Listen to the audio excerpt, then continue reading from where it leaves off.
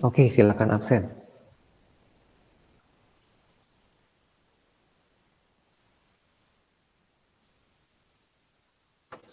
Ya, sambil nunggu yang lain, saya share.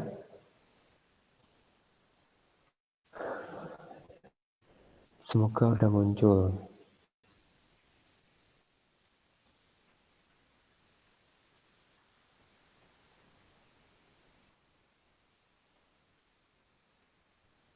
Iya, oke ya, udah muncul ya. Nah, ini saya coba share apa yang saya pelajari. Setiap hari itu ternyata bisa mempelajari sesuatu, satu hal, satu hal, satu hal. Yang saya pelajari itu adalah bersyukur mempunyai tujuan, gitu ya. Bersyukur, sangat-sangat bersyukur mempunyai tujuan itu, karena itu adalah yang katakan apa ya, jelas gitulah. Kalau kita punya tujuan tuh enak. Jadi kalau misalkan mau liburan mau kemana? Oh, ke kota ini. Jadi enak. Jadi kalau misalkan masih belum punya tujuan mau liburan kemana? Oh, enggak tahu, masih berpikir, mencari jawaban. Jadi saya bersyukur mempunyai tujuan gitu ya. Dan kalau di dalam tujuan itu, jika kita mempunyai tujuan yang jelas, tentunya ada hal yang enak dan ada hal yang tidak enak gitu ya. Kalau kalau misalnya saya melihat, oh, yang nggak punya tujuan, pasti langkahnya lebih belakang ya, maksudnya ya. Saya renungkan lebih belakang, karena pasti dia berusaha mencari tujuannya apa. Nah, jadi kalau kita punya tujuan itu kurang lebih nggak enak di awal, tapi lebih enak di akhir. Itu yang saya rasa.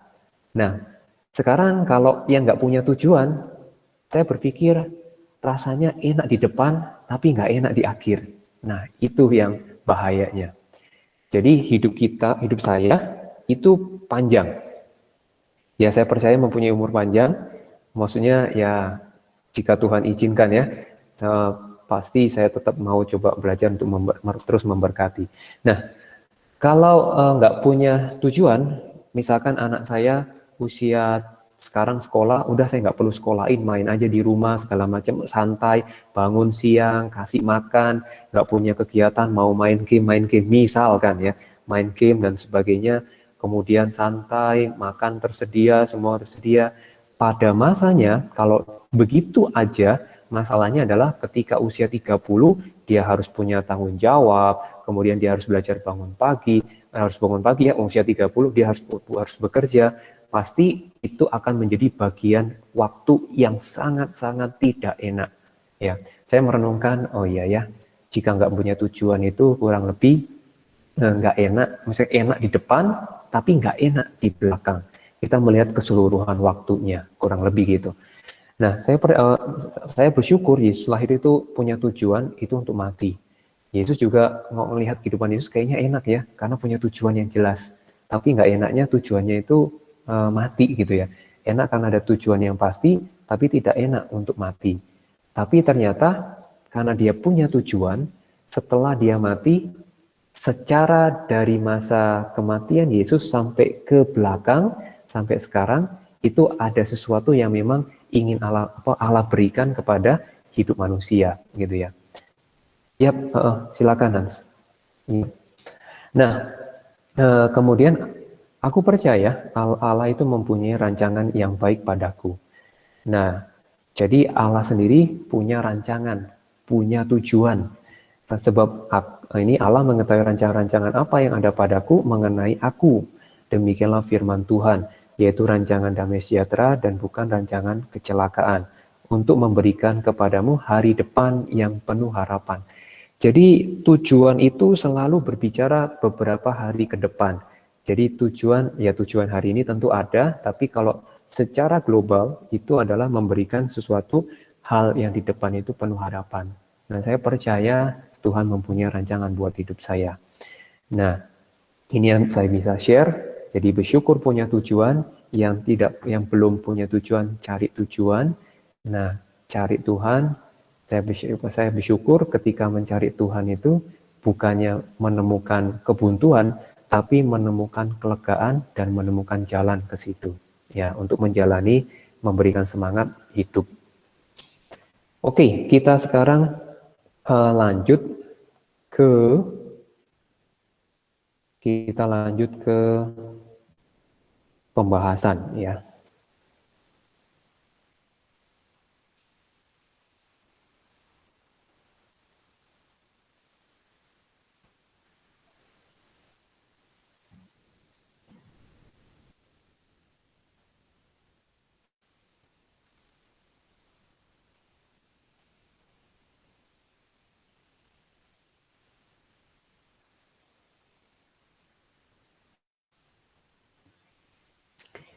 Sebentar. Oh, ini ada yang kemarin.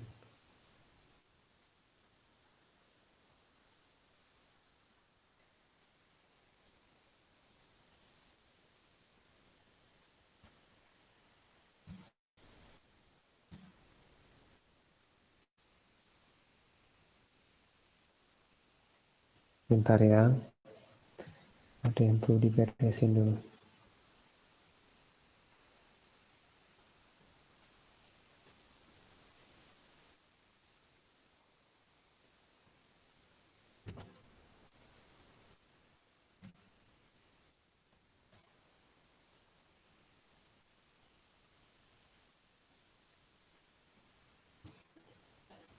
Sebentar, saya kepikiran.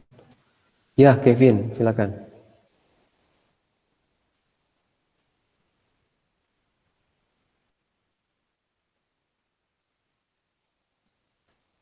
Oke.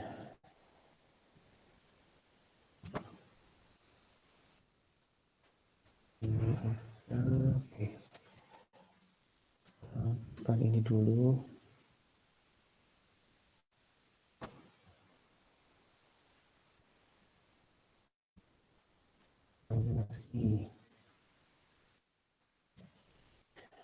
Tanggal 11.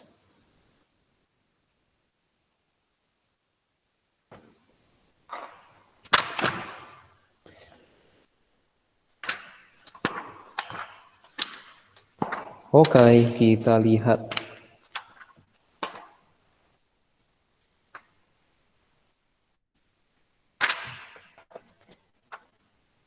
Kita lihat. Kalau ada pertanyaan bisa langsung ke Sokratif ya. Bisa input di sana pertanyaannya.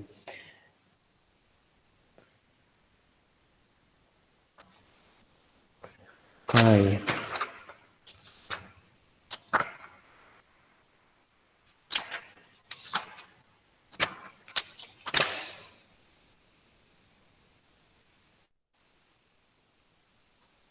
Nah, oke. Review yang hari apa? Hari Senin ya. Review mengenai hari Senin. Jadi di sini hukum Faraday memang ada dua hukum Faraday. Hukum Faraday pertama dia berbicara mengenai jumlah listrik, gitu ya, jumlah listrik. Kemudian yang kedua, kalau jumlah listriknya banyak, berarti jadi dia sebanding dengan massa yang dihasilkan. Kemudian untuk Faraday kedua, itu dia sebanding itu sama kata-kata lainnya adalah berbanding lurus dengan massa ekivalen. Massa ekivalen itu adalah perlu mencari berkaitan per elektron, itu dia bisa menghasilkan massa berapa gitu ya. Jadi per elektron itu bisa menghasilkan massa berapa. Maksudnya apa? Yang kemarin kita bahas adalah Cu 2+ dan kemudian Ag+. Kalau di dalam Ag+ ini satu elektron dia mampu menghasilkan massa atau mengendapkan massa sebanyak 108. Ya, 108. Kalau Cu dia perlu 2 elektron, jadi 2 elektron ini dia menghasilkan massa itu adalah 63,5 atau kita bulatkan 64. Ini untuk menyimpulkan, membuat sederhana.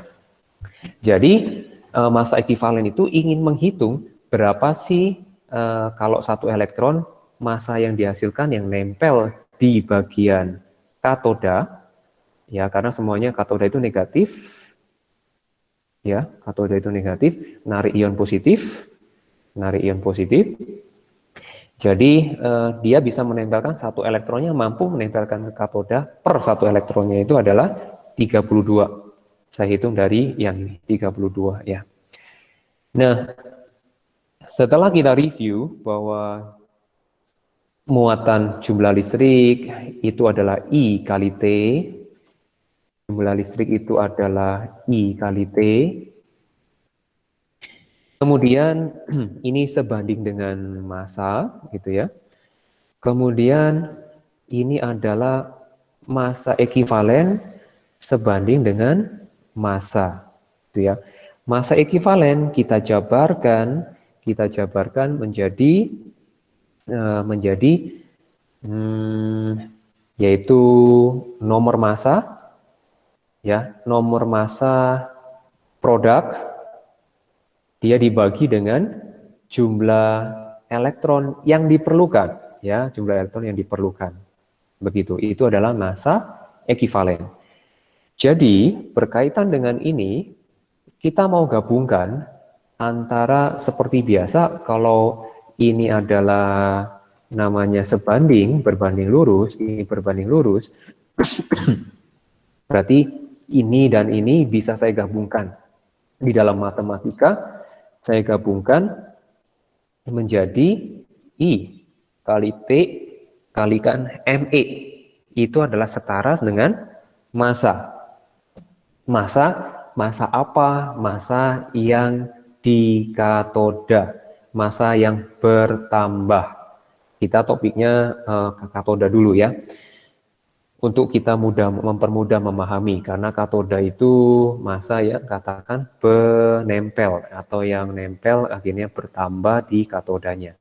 Nah, untuk dia berubah menjadi sama dengan, maka ini massa, ini tetap ME, yaitu ini T, ini I, ini perlu dikalikan dengan suatu konstanta, ya, konstanta. Jadi perlu dikalikan dengan konstanta. Jadi konstanta inilah ketika dilakukan beberapa percobaan, ternyata menemukan angka yang sama, dan angkanya itu adalah 1/96500. Jadi rumusannya itu didapatkan adalah massa, yaitu disimbolkan dengan G, gitu ya, disimbolkan sama G. Di sini adalah 1/96500 dikalikan I, dikalikan T, kalikan ME. Begitu ya. Kita jabarkan, ME-nya sendiri adalah ini kali I, kali T, ini adalah elektron yang dibutuhkan. Elektron yang dibutuhkan. Kemudian ini produk massa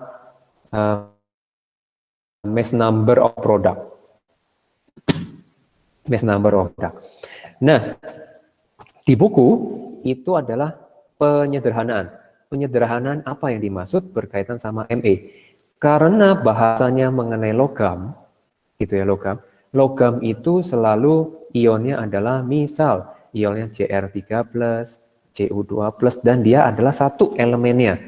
Nah, di sini mengenai misalkan PT4+, Au3+, dan selalu atom yang terbentuk di katoda selalu satu juga, Cr, Cu, Pt, Au. Kemudian elektronnya juga menyesuaikan, ini 3 elektron, ini 2 elektron, ini 4 elektron, ini 3 elektron. Dan dia selalu sesuai dengan bilangan muatannya, dan sesuai dengan bilangan, yaitu bilangan oksidasinya. Maka karena semuanya logam, konteksnya logam, maka kita sederhanakan, yaitu AR logam per bilangan oksidasi. Penyederhanaan ini nggak bisa kita pakai kalau seandainya reaksinya contoh. Jadi Cr2O7 2- dia menjadi Cr. Ini nggak bisa kita pakai seperti ini, ya. Jadi untuk yang ini massa ekivalennya berapa? Ya, massa ekuivalennya berapa? Kalau kita sederhanakan, ini kalau saya hitungin 2, terus ini melibatkan 6 elektron.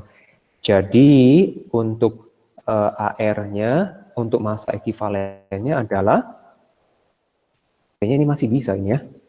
Oh ini masih bisa kok logam. Massa ekuivalen, oh ini masih bisa. Berarti 2Cr per 6. Oke, ini per 12. Ya. Tapi hati-hati kalau untuk seperti ini.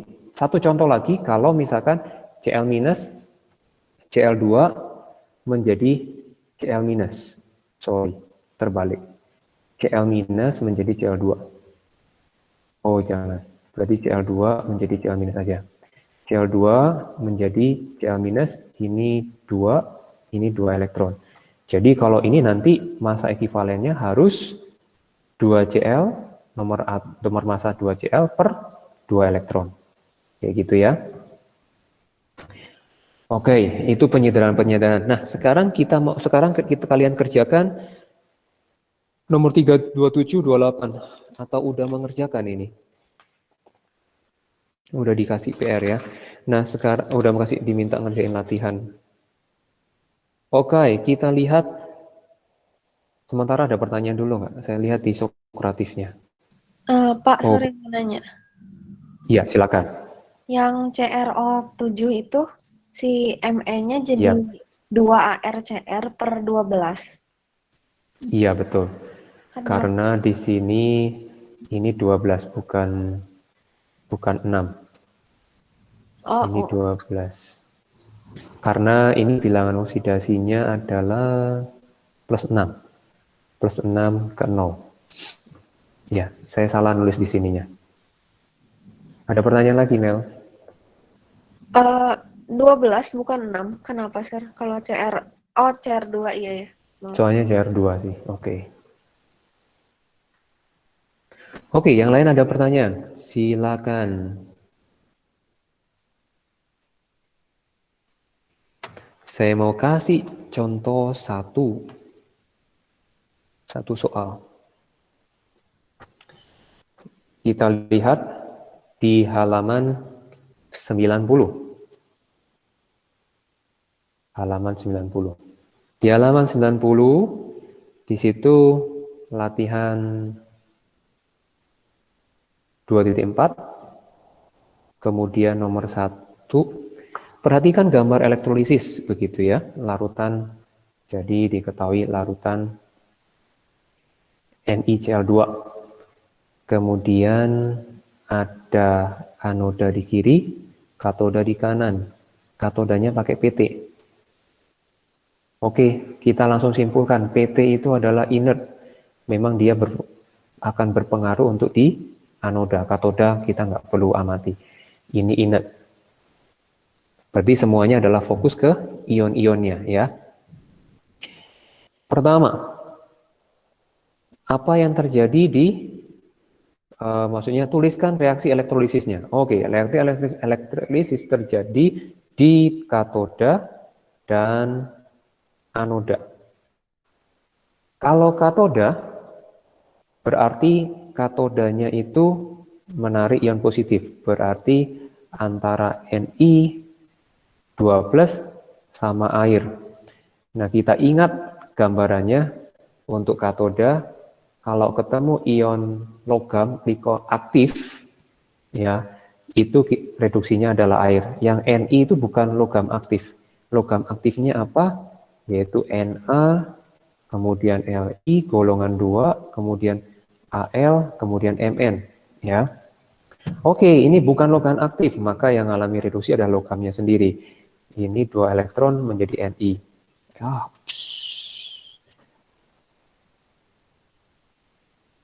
Oke, kita coret akhirnya yang air. Spread. Kemudian, di sini berkaitan sama anoda. Untuk anodanya, kita lihat anodanya, oke, anodanya negatifnya adalah Cl minus dan air. Nah, di dalam Cl minus ini apa yang kita lihat? Cl minus. Nah, antara air. Nah, sekarang kita lihat untuk bagian ininya, anodanya, udah inert. Berarti kita melihat ion-ionnya ya. Anionnya adalah oksi atau bukan? Oh, ternyata bukan oksi. Kalau oksi, nanti yang mengalami oksidasi adalah airnya. Berhubung bukan oksi, Cl-, maka yang mengalami reaksi itu adalah Cl-nya. Cl- itu akan mengalami oksidasi. Cl2 kita setarakan ini 2, terus kita setarakan muatannya 2 elektron. Oke. Nah, yang dimaksud reaksi elektrolisis adalah gabungan, yaitu reaksi redoksnya. Itu adalah reaksi elektrolisis. Elektrolisisnya apa? Kita coret untuk elektronnya, maka elektrolisisnya adalah Ni2+ tambah 2Cl-, dia akan menjadi Ni dan Cl2. Ini gas, ini padat, ini ion, dan ini ion. Ya, ini untuk menjawab yang A. Kemudian sekarang kita ingin menjawab yang B, yang B-nya.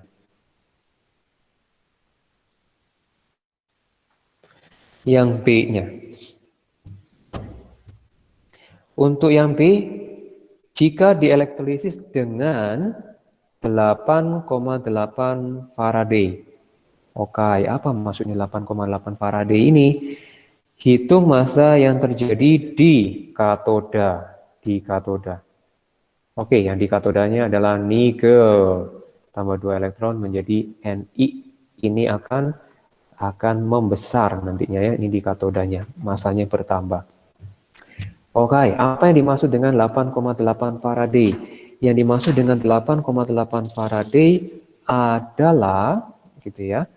Adalah 8,8 Faraday itu sama dengan 8,8 mol elektron. Jadi persis sama persis. Jadi kalau informasi yang diketahui Faraday itu jadi sangat menyederhanakan perhitungan kita.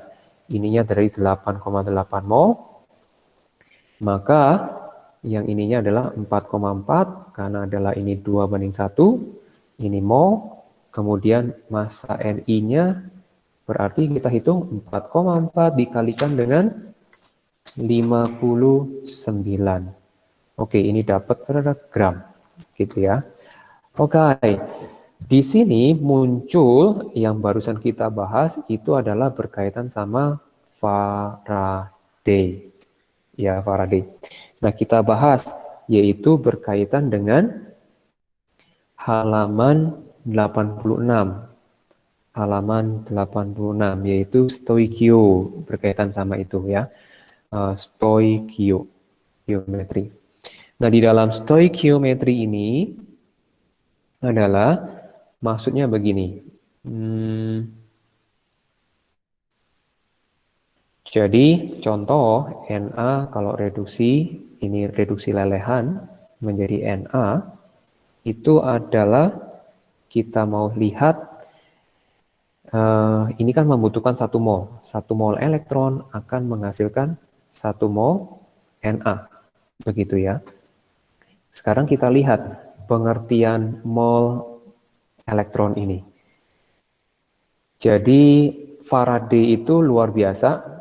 Dia belum dapat menentukan kenapa pada zamannya dia nggak bisa menentukan kenapa ini angkanya adalah 96500. Dia nggak tahu alasannya kenapa. Ini kenapa ya kok konstan tapi jawabannya 96500 konstantanya. Dia nggak bisa jawab.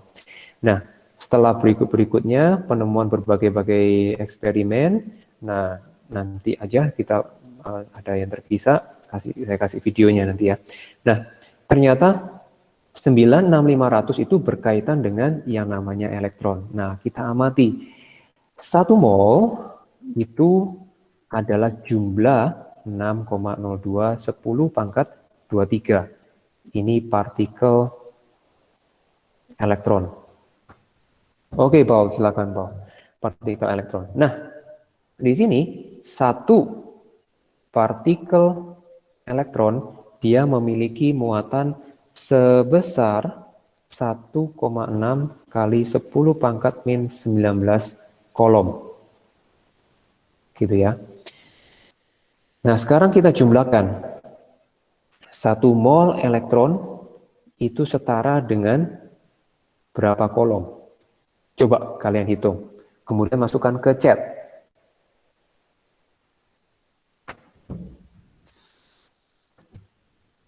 Nah, coba pakai kalkulator.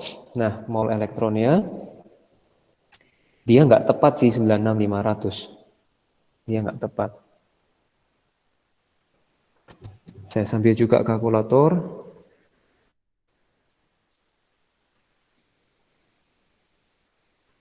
Berarti 1,6 kalikan 6,02. Dikalikan 10.000. Yuk, berapa?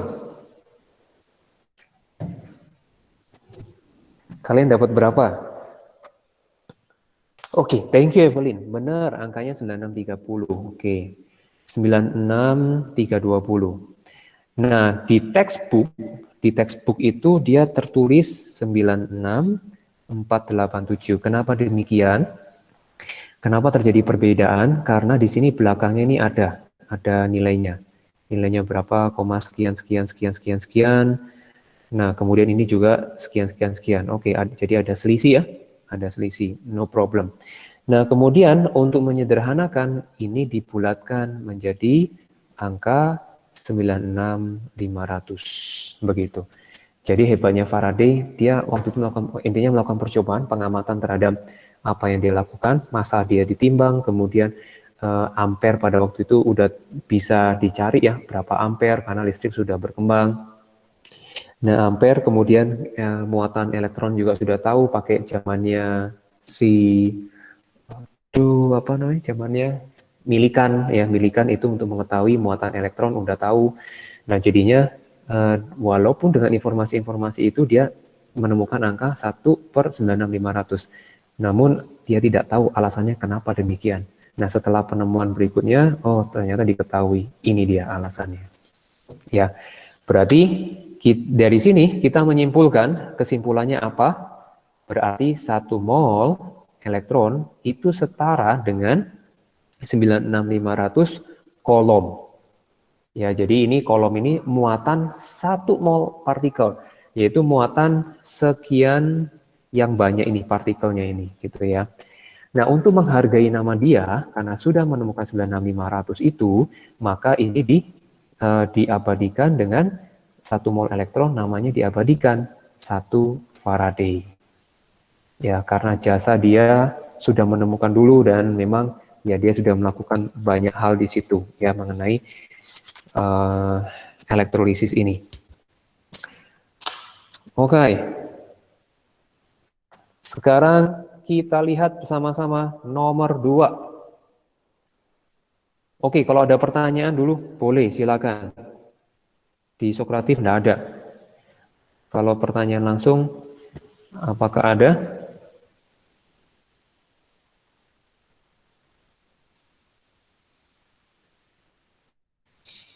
Oke, langsung ya, nomor 2, halaman 90.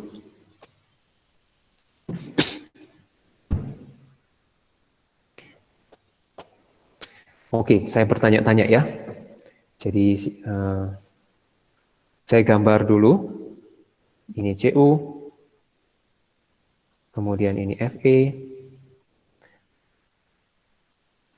ini karbon, ini karbon. Ini kasih listrik kabel, ini tersendiri, ini tersendiri. Ini disusun, coba susunan ini namanya apa? Mau ngasih ke kolom chat jawaban boleh. Maaf. Oke, Abraham. Yang ya tadi ada yang mau nyampein susunannya Sel apa? volta. Oke, susunan sel volta. Oke, jadi memang berarti belum jelas. Ya, maksudnya karena saya kurang informasi. Di sini ada kabel lagi, cuit, positif, kemudian cuit, negatif. Elektrolisis, sel elektrolisis. Oke, elektrolisis. Kemudian ini disusun dengan, kalau suatu rangkaian listrik itu disusun cuma 2, yaitu paralel dan seri. Ini disusun seri atau paralel? Seri. Iya, oke. Nah, sekarang kita lihat. Ini adalah CuSO4, ini adalah H2SO4. Sekarang saya mau bertanya ke Abraham. Abraham langsung nyalakan video sama mic-nya. Kalau kita lihat di bagian ini, coba sebutkan kutub positif dan negatifnya. Jadi kutub positifnya apa, kutub negatifnya apa?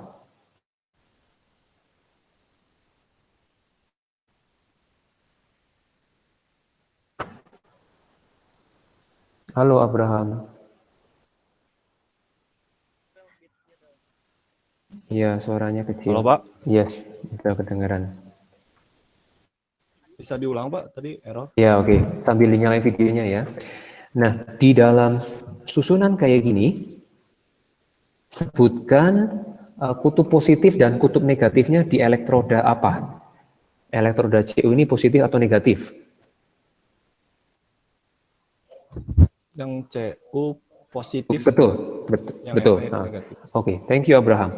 Jadi Cu itu positif, karena dia hanya perpanjangan aja ya. Berarti satunya lagi adalah negatif. Silakan Franz. Nah, sekarang kita lihat nih. Saya nanya ke Friska.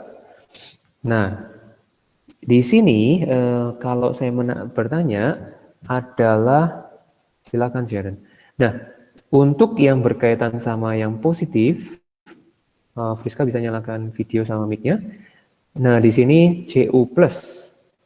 Nah, Cu+. Kira-kira reaksinya apa yang terjadi? Reaksinya Cu+. Elektroda Cu yang dia mempunyai kutub positif. Yang perlu diperhatikan adalah karena di sini itu adalah positif elektrodanya, maka ini adalah apa ya? Ini kan ion negatif, maka perlu memperhatikan elektrodanya. Elektrodanya elektroda Cu itu inert atau bukan?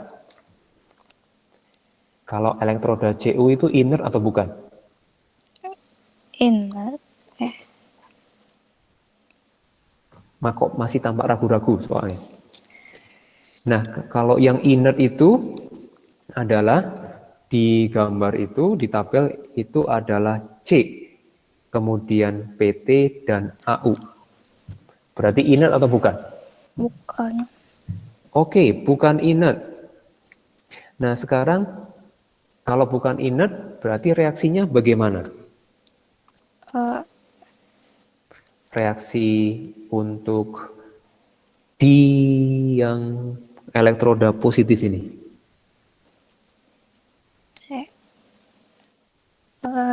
Cu 2 plus tambah 2 elektron. Ya,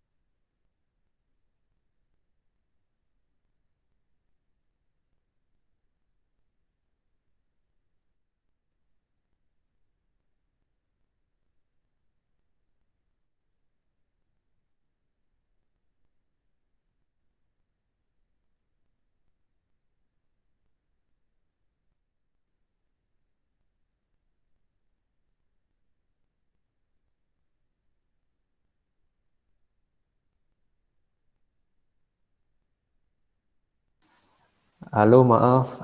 Ini tadi ada lampunya apa namanya laptopnya mati mendadak karena lowbat. Nah, sekarang Friska, kembali ke Friska lagi. Reaksinya apa, Friska? Cu2+ tambah 2 elektron. Amin. Oke, nah, nggak apa-apa. Oke, thank you, Friska. Nah, sekarang kita lihat ya, ini adalah terjadi di anoda. Anoda. Berarti yang ini reaksinya reduksinya, berarti nggak cocok. Berarti cara untuk katakan ngeceknya begitu. Berarti di sini ini bukan, ya bukan, justru kebalikannya. Yang mengalami reaksi oksidasi adalah si lempengan si ininya. Nanti dia makin lama-lama makin tipis. Jadi Cu menjadi Cu2+ tambah 2 elektron. Kemudian untuk logam Fe-nya, untuk di logam Fe, saya nanya ke Hans.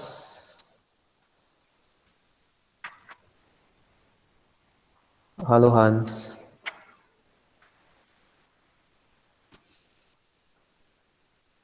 Hans masih ke toilet nggak? Hans.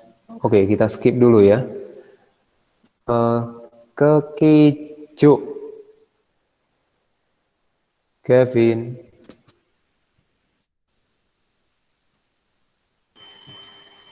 Oh, Sir. Ya, videonya dinyalakan. Nah, untuk yang ini, reaksinya apa menurut Kevin? Yang mana? Yang Fe. Yang Fe di sini. Reaksinya Kalau Fe kan dia kutub negatif, berarti dia pasti menarik ion positif. Ion positif, ya. positifnya apa? Yang positifnya Ion positif yang Cu2+. oke, Cu2+. Nah, Cu2+ itu adalah ion aktif atau bukan? Ion apa, Sir? Ion aktif atau bukan? Bukan. Bukan. Oke, berarti reduksinya apa yang terjadi? Waduh. Cu2+, terus Ya. dia tambah 2 elektron jadi Cu. Oke, thank you Kevin. Nah, di sini reaksinya udah benar ya. Berarti kalau untuk yang di tahapan ini, berarti Cu-nya larut, kemudian Cu-nya nempel lagi ya. Oke. Nah, kemudian kita lihat yang di bagian sini sekarang. Ya, di bagian sini.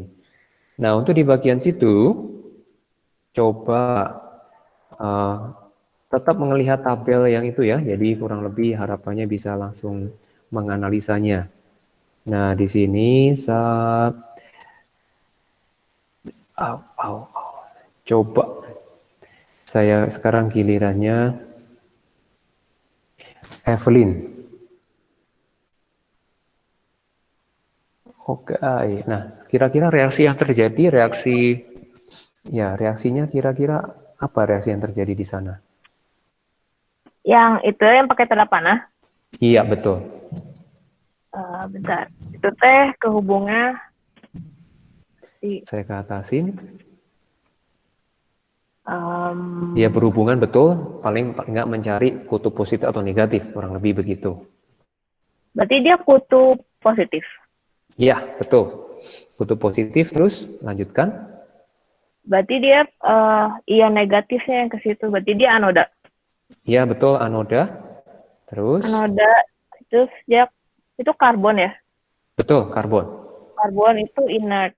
Oke, karbon inert. Oke, lanjut analisanya. Terus iya si anionnya SO4 2- itu asam oksi. Jadi air yang teroksidasi. Oke, air teroksidasi. Coba bacakan air yang teroksidasi H2O. H2O, 2H2O jadi 4H+ tambah oksigen tambah 4 elektron. Iya, oke, good. Nah, thank you Evelyn. Nah, kemudian saya nanya ke Jordi. Nah, sekarang karbon yang satunya lagi.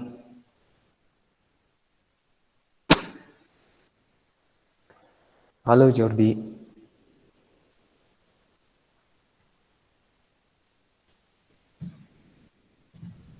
Halo. Tadi ke toilet juga ya? Halo Jordi.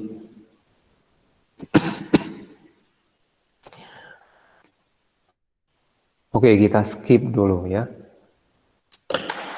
Saya cek dulu.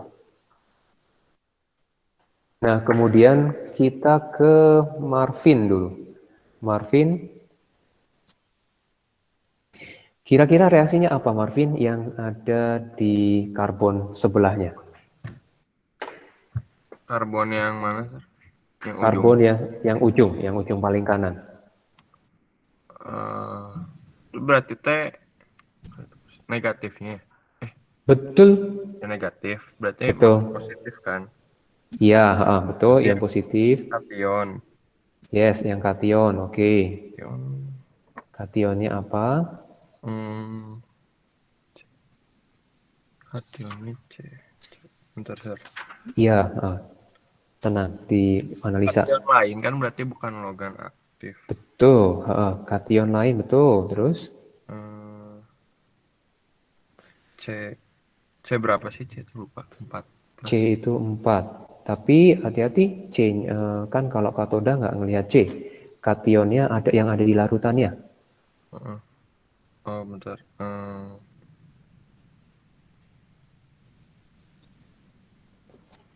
Iya. Bentar.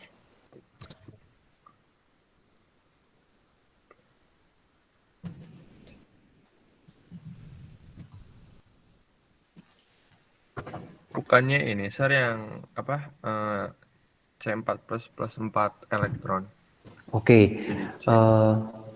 Kalau di itu C-nya soalnya di ini bagian elektrodanya. Kita nggak bisa pakai yang di elektroda. Kita pakai yang ini H plusnya. Kation di sini adalah H plusnya.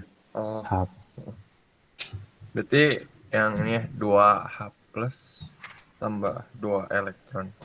Oke, H plus ditambah 2 elektron menjadi H2. Oke, good.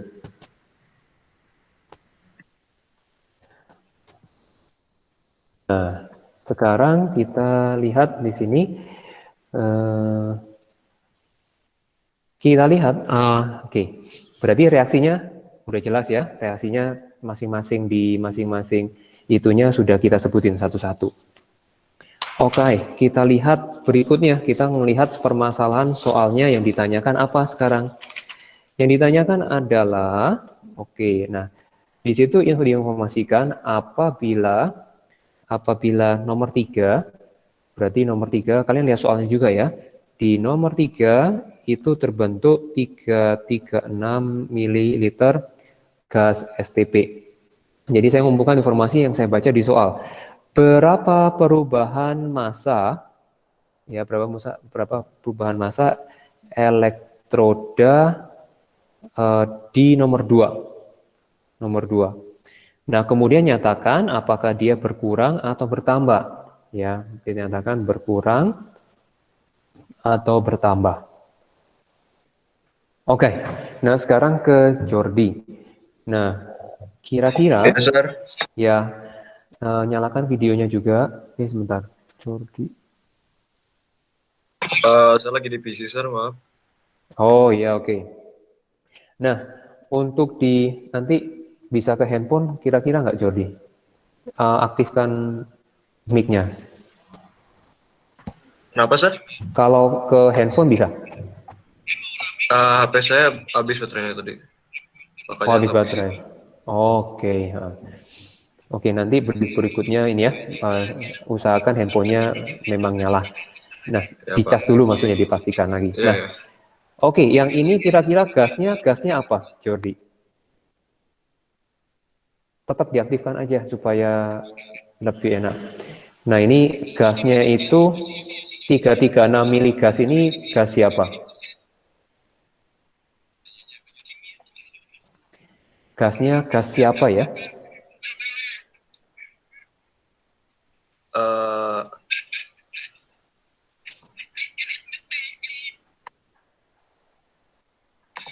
Sorry, Sir, tadi pertanyaannya saya nggak dengar.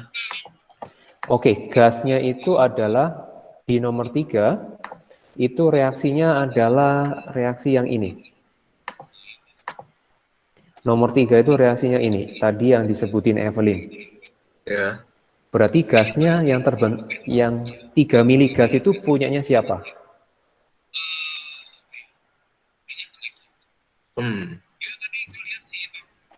Reaksinya udah ada di sini.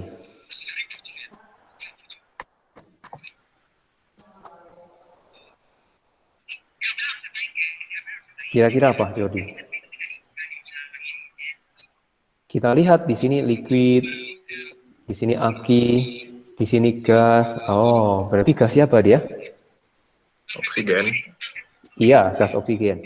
Nah, sekarang coba cari kira-kira berapa mol gas oksigennya.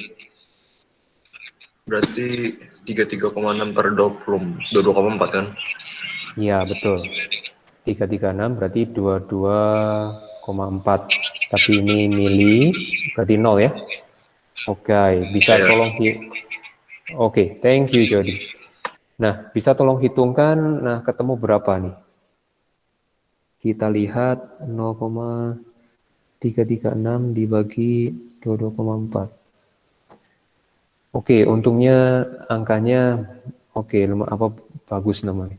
0,015 ya. Kalau misalnya beda kasih tahu ya. Oke. Di sini 0,015 mol. 0,015 mol. Nah, sekarang kita lihat nomor 2. Nomor 2 itu reaksinya apa? Nomor 2 reaksinya adalah nomor 2 itu reaksinya adalah yang ini. Saya ambil reduksinya.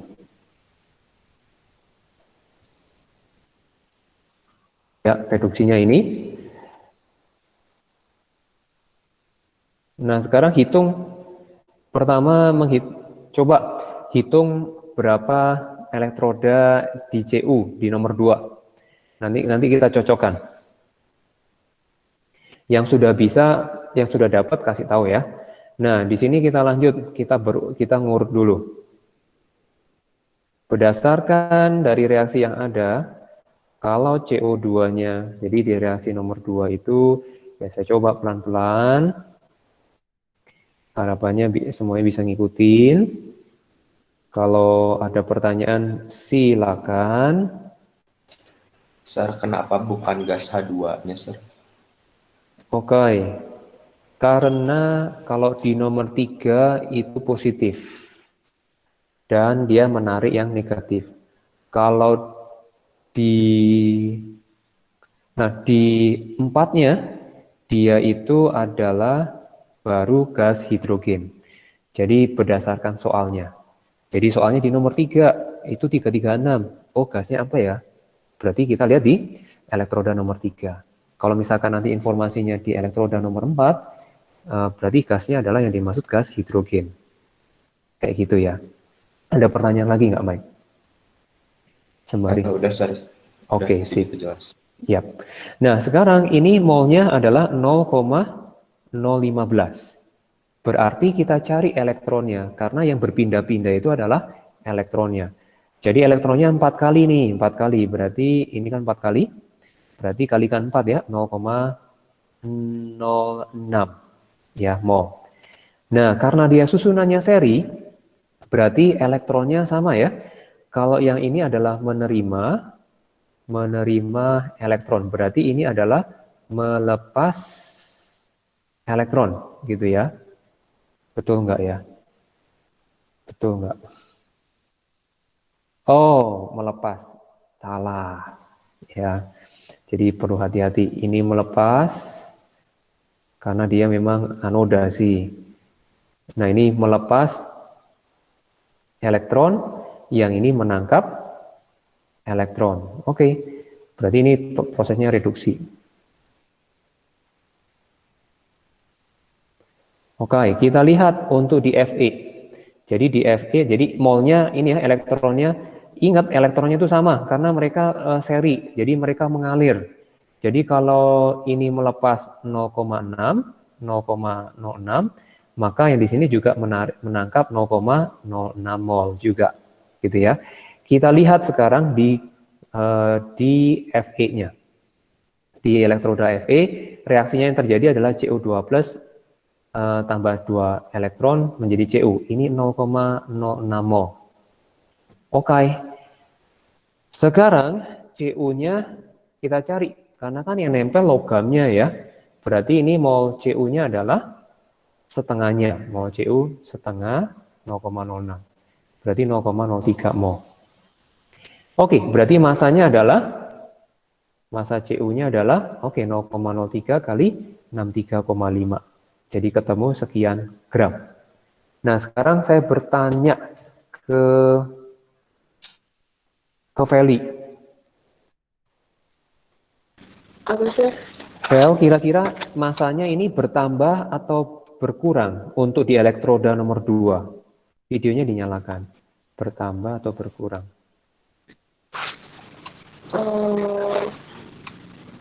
Mengerti, Sir. Oke, kita lihat ya. Ini adalah, tetap dinyalain dulu, Vel. Ini Fe, ini elektroda 2. Kira-kira yang tadi, di gambar yang tadi, yang ini, reaksinya reduksi atau oksidasi ini, Vel? Reaksinya reduksi. Oke, reduksi. Berarti dia menghasilkan Cu. Kalau menghasilkan Cu, secara gambarannya, observasinya, dia itu muncul ke sini. Oke, dengan informasi ini, apakah bertambah atau berkurang? Bertambah gitu? Yes, betul, bertambah. Begitu ya. Oke, thank you, Vel. Jadi di sini bertambah ya. Jadi masanya sekian gram. Kalau dihitung 0,03 kali 63,5. Oke, jadi masanya bertambah 1,905 gram. Ya, bertambah elektrodanya. Oke, ada pertanyaan dulu. Pak, bisa ke atas sedikit? Bisa. Yang bagian nol elektron. Iya, yang ini ya.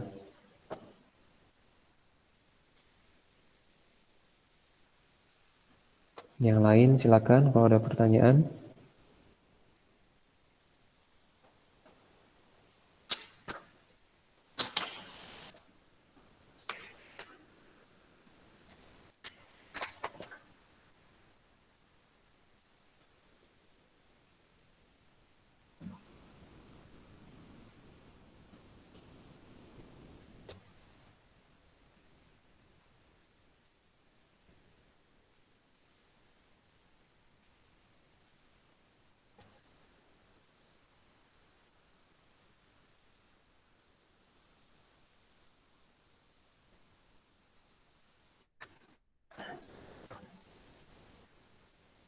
Gimana, ada pertanyaan lagi?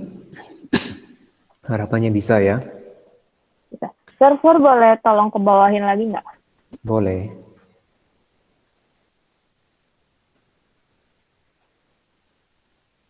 Oh, Sir, itu teh nomor 3 tadi teh elektroda nomor 3. Iya. Astaga, oke, Sir. Kirain apa tadi? Kirain beda soal nomor 3, makanya bingung kenapa ada oksigen. Oh, oke. Jadi tetap masih nomor 2. Oke, jadi clear. Oke, yang lain ada lain lagi? Sir, itu kenapa bertambah sih? Oke. Karena di elektroda nomor 2 reaksinya reduksi. Nah, reduksinya itu menghasilkan logam Cu. Nah, logam Cu itu observasinya dia itu nempel. Kan dia menghasilkan Cu. Nah, pastinya nempelnya di tempat perpindahan elektron ya. Jadi tempat yang bisa narik elektronnya. Ya ini kan narik elektronnya kan sumbernya kan dari Fe. Dia ngasih Fe elektronnya. Berarti dia akan nempel di sini Cu-nya. Nanti lama-lama makin tebal. Karena dia akan terus selama dia nempel dia akan terus tebal. Tapi yang di sisi yang lain nanti berkaitan sama elektroda 1, ini kan terbuat dari Cu tadi, dia akan terkikis karena reaksinya tuh Cu menjadi Cu2+ tambah 2 elektron. CU-nya itu akan masuk ke sini, nanti ke larutannya. Oke, ada pertanyaan lagi, Evelyn, yang terpikir. Oh, berarti kalau misal nggak dikonek ke yang satu lagi, setara dong? Kalau setara maksudnya gimana? Setara gimana? Bukan setara, maksudnya kayak tetap sama aja nggak sih? Kalau nggak dikonekin ke sama yang lain, dia nggak dapat elektron, berarti dia nggak terjadi reaksi elektrolisis. Oh, karena kan CU, kan yang di kiri CU-nya oksidasi. Kirinya Pokoknya oksidasi. satu CU. Terus yang satu lagi reduksi kan? Berarti Iya, sama betul. aja dong. Nah, sama aja. Nggak berubah? Oke, apa maksudnya yang nggak berubah itu larutannya mungkin. Bukan mungkin, Iya, larutannya iya. nggak berubah. Ya, maksudnya Tapi kayak nggak ada yang terbentuk itu kan? di larutannya nggak ada, tetapi di bagian katodanya dia makin lama makin tebel. Nah, ini maksudnya ini di sini CU2+. Nah, nanti CU2+ yang di sini ditarik lagi. Ada yang dihasilkan, satu waktu dihasilkan, kemudian dipakai. Yang di larutannya tetap, kemudian yang di katodanya makin tebel nanti. Oh, ya. Oke, Kebayang ngerti, ya? ngerti. Oke, sip. Oke, waktunya sudah habis. Nanti kalau masih ada pertanyaan silakan di Sokratif ya.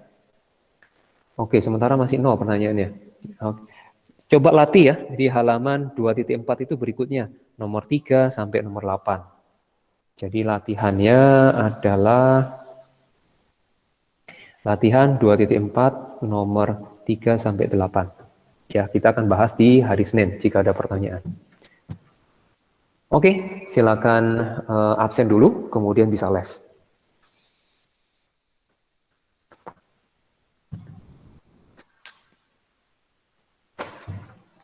Thank you, sir. You're welcome. Thank you, sir. Thank you, sir. Ya, sama-sama. Thank you. Ya, sama-sama. Thank you, Thank you, sir. Ya, sama-sama.